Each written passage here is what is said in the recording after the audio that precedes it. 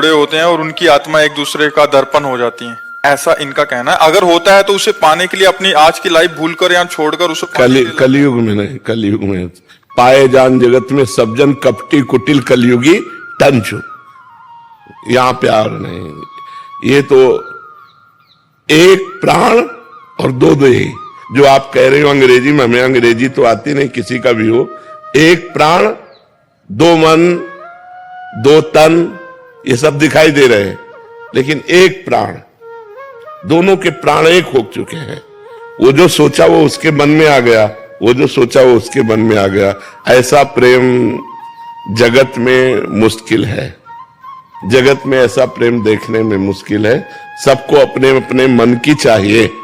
हमारे मन के अनुकूल चलो तो हम आपसे प्यार करते हैं, प्रतिकूल हो गए तो आपसे प्यार नहीं। ऐसा प्यार जगत में कहां है? ये तो भक्ति में है कि अपने गुरु से प्यार किया और अपना मन प्राण दे दिया, तो जो गुरु की सोच वही शिष्य की सोच हो गई, जो शिष्य की सोच वो गुरु के अंदर स्फुरित हो गई। ऐसा भक्ति में देखा गया, साधना में देखा गया, संसार में तो नहीं देखा गया ऐसा जी। अंकिता महाराज जी, बचपन से ही मेरे में धैर्य की कमी रही है, लेकिन जब से महामंत्र और राधा नाम का जाप चालू किया है तब से शांति और धैर्य आने लगा है। फिर भी कभी कभी वृंदावन की जब याद आती है तब हृदय व्याकुल होता है। इसमें धैर्य की जरूरत नहीं, इसमें और रोना चाहिए, इसमें और विकल होना चाहिए। भगवान के लिए धैर्य नहीं धारण करना चाहिए कि कभी ना कभी तो मिल ही जाएंगे। नहीं, अभी मिलो, आज ही मिलो, और हम रोए, हम विकल हो जाएं, हमारा धैर्य टूट जाए, यही उत्तम उन्नति है। परमार्थ की उन्नति है कि भगवान के मिलन के लिए, धाम के लिए हमारा धैर्य टूट जाए कि अब नहीं जिया जा रहा प्रभु, अब मिलो। अभी धैर्य है ना, खा पी रहे आराम से, दिनचर्या कट रही, ये धैर्य हमें ठीक नहीं लगता।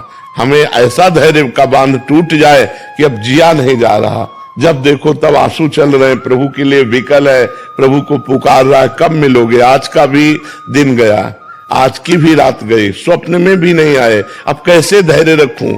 ऐसे ऐसे विकलता होनी चाहिए।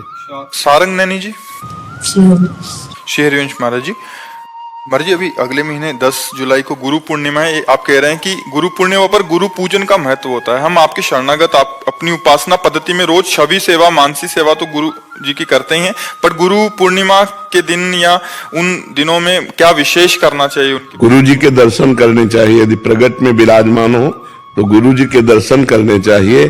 गुरु जी के दर्शन मात्र ही सारी सेवा हो जाती है। अगर हमारे पास पत्र पुष्प फल जो भी हमारे पास है, उनके चरणों में जाके चढ़ाएं, उनके दर्शन करें, उनकी मंद मुस्कान, उनकी कृपा दृष्टि प्राप्त करें। पादुका और फोटो की तो रोज पूजा करते हैं, एक दिन साक्षात जाकर पूजन करने का सौभाग्य है गुरु पूर्णिमा को, तो अपने गुरुदेव के साक्षात दर्शन करने चाहिए और जो पत्र पुष्प उनके चरणों में समर्पित करना चाहिए और उनकी आज्ञा के अंतर्गत रहना चाहिए। यही गुरु पूजा है। सजल शर्मा जी, बेंगलोर से। राधे राधे लाडी। राधे राधे महाराज जी। महाराज जी, मैं एक विद्यार्थी हूँ जिसकी अभी अभी नौकरी लगी है। आपकी कृपा से राधा नाम तथा अच्छे आचरण करने की कोशिश कर रहा हूँ। गुरुदेव, मेरा प्रश्न है कि लौकिक उन्नति के लिए यदि विदेश में मुझे नौकरी मिले तो क्या मुझे जाना चाहिए? चले जाना चाहिए, चले जाना चाहिए। सबे भूमि गोपाल की आमे अटक कहा, सब भगवान की रचना है। अगर आवश्यकता पड़े तो चला जाना चाहिए। अपनी पढ़ाई लिखाई योग्यता बनानी चाहिए और अपने समाज की सेवा करनी चाहिए। जिस भी डिपार्टमेंट में हो, उस डिपार्टमेंट में हम विदेशों में जब हम भ्रमण करते हैं तो हमारा ज्ञान विकास को प्राप्त होता है। हमारा ज्ञान ऐसा नहीं व्यर्थ नहीं जाता।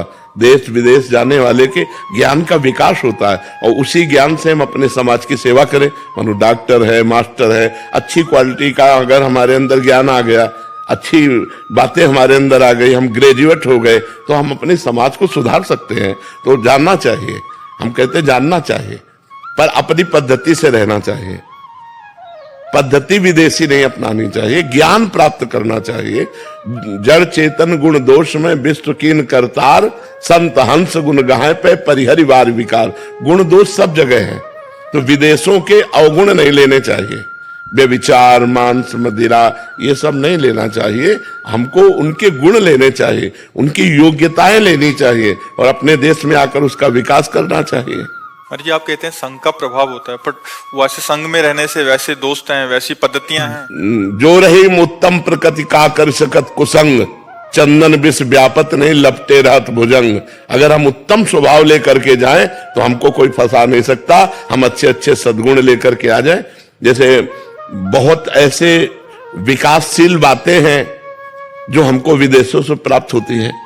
जैसे हमारे बहुत से ऐसे डॉक्टर हैं जो विदेशों में जाकर के अपने कला कौशल, अपने हस्त कौशल से बड़े प्रवीण बनते हैं। जैसे ऑपरेशन है, एक आदमी है कि वो उस तरह नहीं कर पाता और एक है विदेश से सीख के आया है तो उसमें बहुत प्रवीण हो चुका है। तो हमें लगता है जाना चाहिए, पढ़ाई लिखाई किसी भी विषय में विदेश जाना चाहिए, पर मांस मदिरा और व्यभिचार इन 3 दोषों से बचना चाहिए, क्योंकि विदेशों में इनकी भरमार है। प्रायः लोग नशा करते हैं, प्रायः लोग मांस खाते हैं, भोजन भी प्रायः मांस ही खाते हैं और व्यभिचार करते हैं। तो हम भारतीय हैं, हम अपनी संस्कृति को ना भूलें। हम कला कौशल सीखने के लिए कहीं भी चले जाएं, लेकिन अपनी पद्धति से रहें। जी, और एक बार जो गया फिर वो आता ही नहीं है। अब ये बात तो हमें कम अच्छी लगती है। हम जाए लेकिन अपने देश के लिए सीख के लाए और अपने देश की उन्नति करें, अपने देश को पढ़ाएं लिखाएं, अपने देश की सेवा करें। अब ऐसा नहीं कि वहां अच्छा पैसा मिल गया तो वहीं रहने लगे, ऐसा नहीं होना चाहिए। हमें लगता है कि हम भारतीय हैं तो हम जाएं कहीं भी, लेकिन अपने देश से प्यार करते हैं। जैसे हम अपनी माँ से प्यार करते हैं, ऐसे भारत माता से हम प्यार करते हैं। हमें अपने ही देश में आना चाहिए और अपने देश का विकास करना चाहिए, अपनी संस्कृति को वहां पे फैला सकते हैं। इतना पावर हृदय में हो जाए तो बहुत बढ़िया बात है।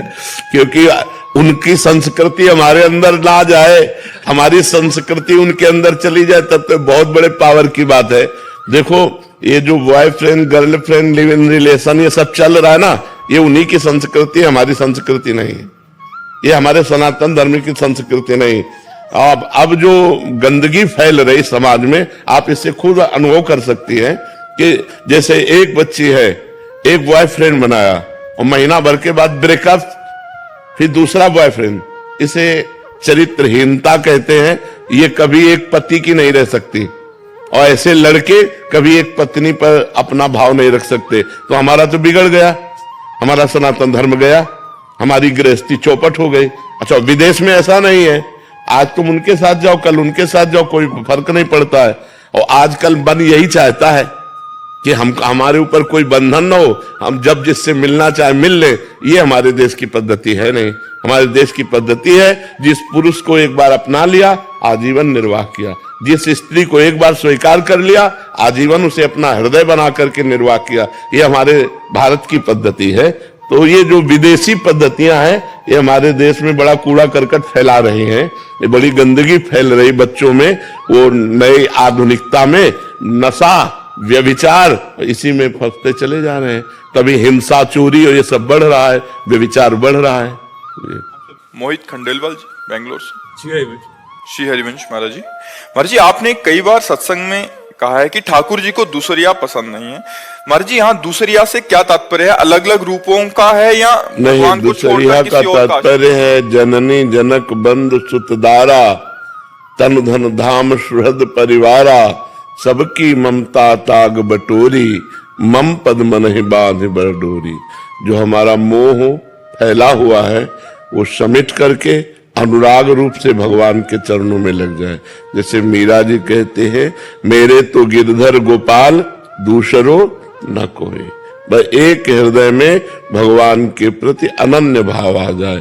पत्नी में भगवान, माँ में भगवान, पुत्र में भगवान, जगत में भगवान, सर्वत्र भगवान। ये है दूसरिया न कोई, दूसरा कोई नहीं। दूसरा अगर कोई कि हमारी पत्नी प्रिय है तो फिर भगवान से अभी प्यार नहीं होगा। पुत्र प्रिय है तो भगवान से प्यार नहीं होगा। पुत्र में भगवान है इसलिए प्यार है, पत्नी में भगवान है इसलिए प्यार है। और जिस दिन भगवान निकल जाए तो उसी पत्नी और पुत्र के प्यारे शरीर को हम दाह संस्कार कर देते हैं। शरीर से प्यार करते हुए भी हम आदर भगवान का करते हैं। अगर प्रिय पत्नी के शरीर से भगवान अंतर ध्यान हो जाए तो हम उसी प्रिय पत्नी के शरीर को पैसा देकर जला देते हैं, गाड़ देते हैं, फेंकवा देते हैं। अर्थात हमारे हृदय में आदर भगवान का ही है, लेकिन अनजान है हम।